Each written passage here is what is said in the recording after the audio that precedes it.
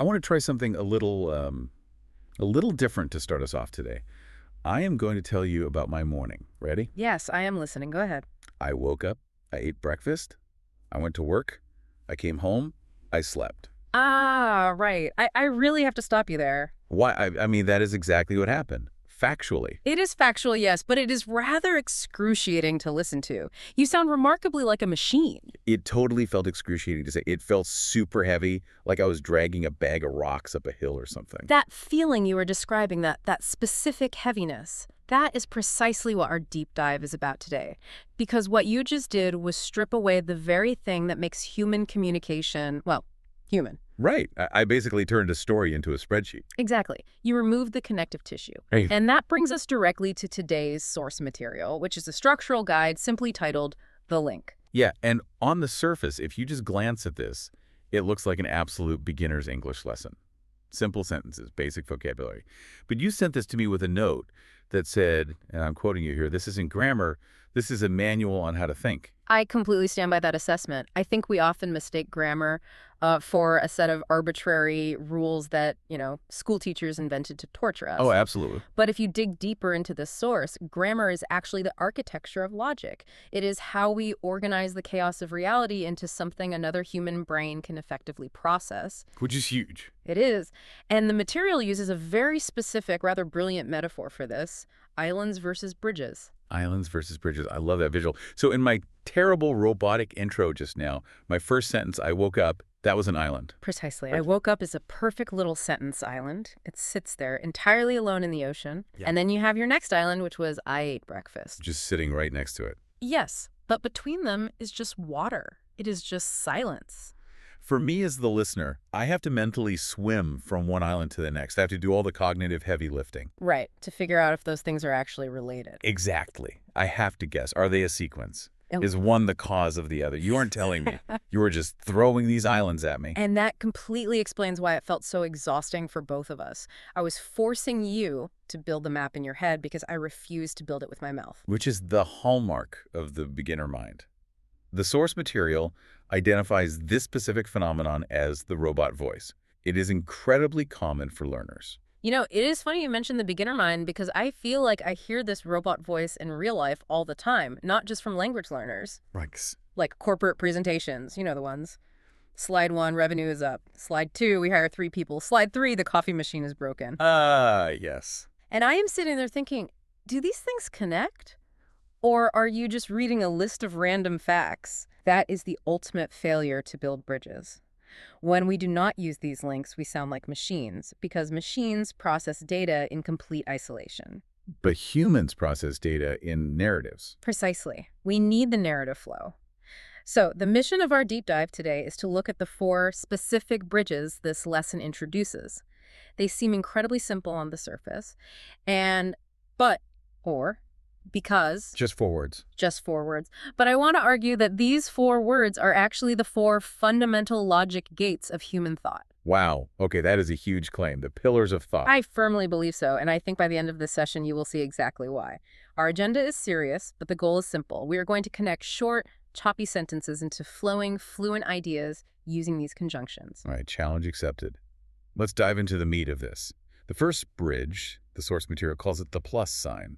The word is and. And. It is arguably the most common bridge, and precisely because of that, we tend to completely ignore it. We just think of it as verbal filler. Yeah, totally. It just adds things together. Like, I like coffee and I like tea. 1 + 1. That is its surface function, yes. But I want you to think about the momentum it creates. When you say the word and, you are actually making a subconscious promise to the listener. A promise? What kind of promise? You are promising continuity. You are telling their brain, do not stop listening because the next thing I say is going to be perfectly consistent with the last thing I said. Oh, I see. So it creates a rhythm, a sort of yes and energy. Exactly. If we go back to your morning routine, I woke up and I got out of bed. Suddenly, those 2 isolated events become a single fluid motion. Right, and reduces the cognitive load on the listener. Because they know they do not have to switch gears. We are firmly on the exact same track. Ideas are holding hands. It is like a train. And ban is the little hitch that couples the train cars together so they all move as one big unit. That is a perfect analogy. Without and, you have a traffic jam. With and, you have a moving train. And here is where it gets quite interesting. The source material highlights a major pitfall here. Let me guess. People use it too much. Precisely. Beginners often overuse. And because it is safe, it is very easy to just keep adding. Yeah, you just keep stacking things. But if you only use and, you end up with a run-on sentence that never actually resolves. You get that breathless toddler effect. Oh, right. Like, and then we went to the zoo, and then I saw a tiger, and then I ate ice cream, and then... Yes, exactly that. It never stops. So, and is really powerful for momentum, but it doesn't offer any real nuance. It is just more the exact same thing. It is the bridge of pure accumulation. It builds the world, but it doesn't complicate it at all. Got it. And to complicate the world, which is really where genuine storytelling happens, we need the second bridge. The source material calls this one the U-turn. The U-turn. This is but. Yeah. I feel like but is kind of the villain of the English language sometimes. It is certainly the agent of chaos. If and is a plus sign, but is a friction point. It signals a complete violation of expectation. A violation of expectation. That sounds super intense. Think about the listener's brain for a moment. When you are speaking, I am constantly predicting what you're going to say next based on what you just said. Right. Our brains are always one step ahead. So if you say to me, I am a very good driver, my brain naturally predicts the next sentence will be positive. Like, I have never had a ticket. Exactly. That logically follows. But if you say, I am a very good driver, but... Ma.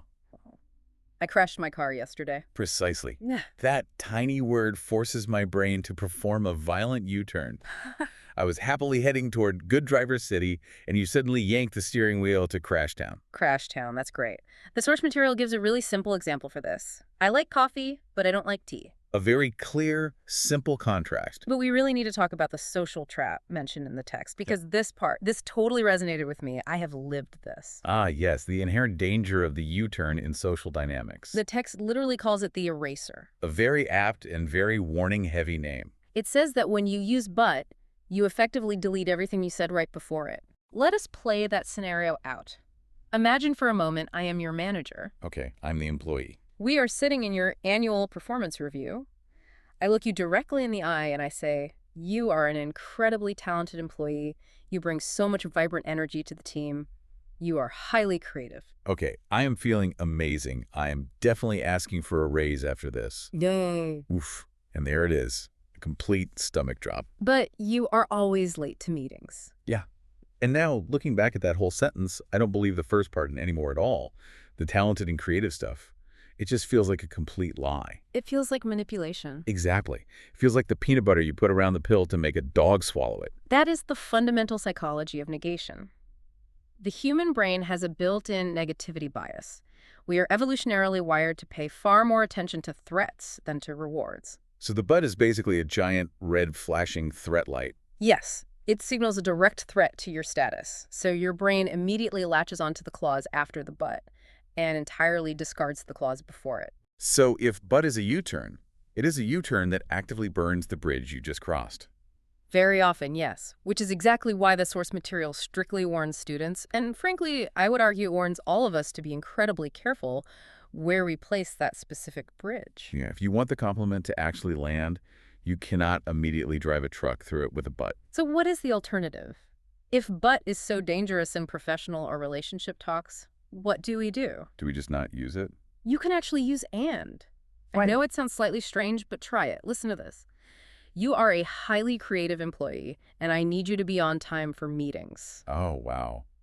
You are a creative employee, and I need you to be on time. That feels entirely different. It holds two competing truths together simultaneously. You can be creative, and you can be late. One fact does not erase the other. Right, because but forces a choice between them. It makes them fight. Exactly. This simple shift moves us from a logic of conflict, the but, to a logic of complexity, the and. Honestly, that is a life hack right there. Forget basic grammar. That is just straight up relationship survival skills. Indeed it is.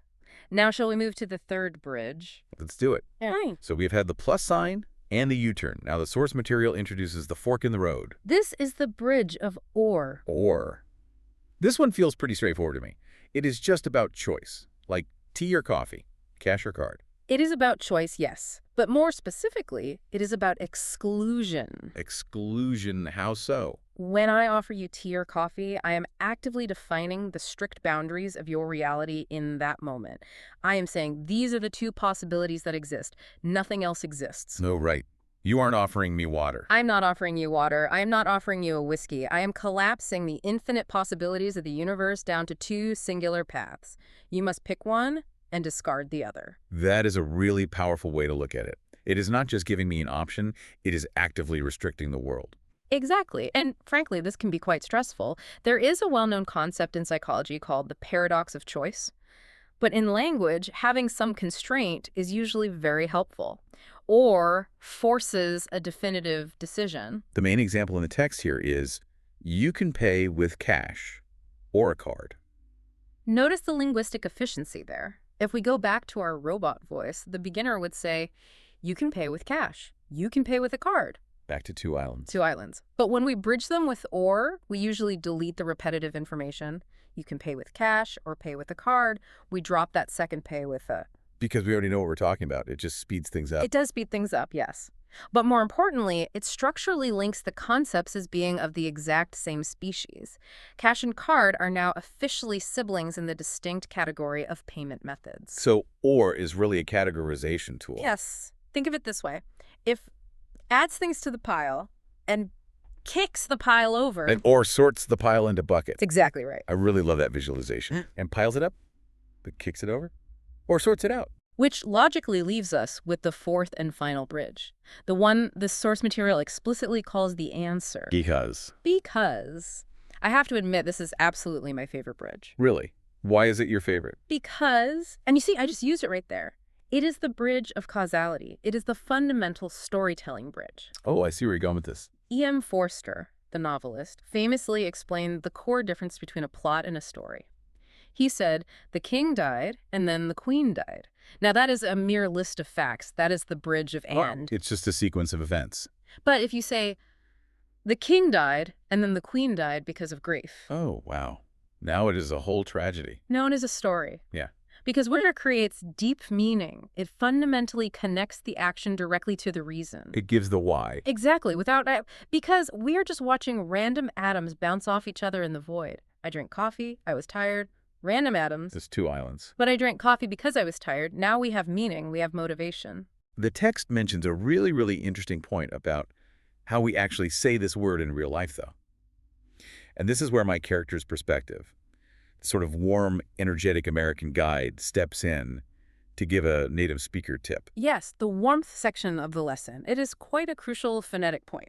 Yeah, because the word because is a clunky three-syllable speed bump. Because. It does sound incredibly formal when fully enunciated. I am doing this because I want to. Right. Nobody talks like that when they're just chatting. In fluent, natural, fast speech, we almost always degrade this word. We completely sand down the edges. It basically becomes cuz or cause. Cuz. I did it because I wanted to. Exactly. Listen to the rhythm of that when I say it. I did it because I wanted to. Okay. It's a triplet. Da, da, da, da, da. It allows the whole sentence to just flow like water. It does. If you insist on that hard, because you totally stop the flow. You hit a wall. It is quite interesting to look at the pedagogical tension here. The expert instructor in the text wants the absolute beginners to use the full word for structural clarity. Yeah, the strict rule. But the guide is essentially whispering, look, if you actually want to make friends at a pub, just say cuz. And that tension is super important. You have to know the actual rule before you can successfully break the rule. Precisely. If you only ever learn cuz, you might struggle quite a bit in a formal job interview or an academic essay. But if you only ever use the full mind, because you will undoubtedly sound like a robot at a dinner party. Okay, so we have our 4 bridges down.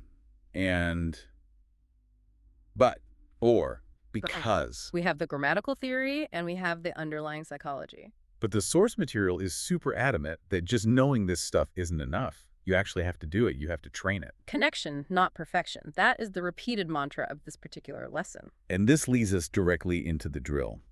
The source text actually includes a structured script for a quote-unquote construction site drill. I must say, I really love the pedagogical design here. They explicitly introduce what they call the 3-second rule. Can you explain that rule for the listeners? Why 3 seconds? Certainly. In the drill, the teacher provides the 2 isolated islands. For example, it is raining, I have no umbrella. Then there's a very strict, mandatory 3-second silence. Just dead air. Yes. The student must build the bridge out loud in that exact silence before the correct answer is revealed. Okay.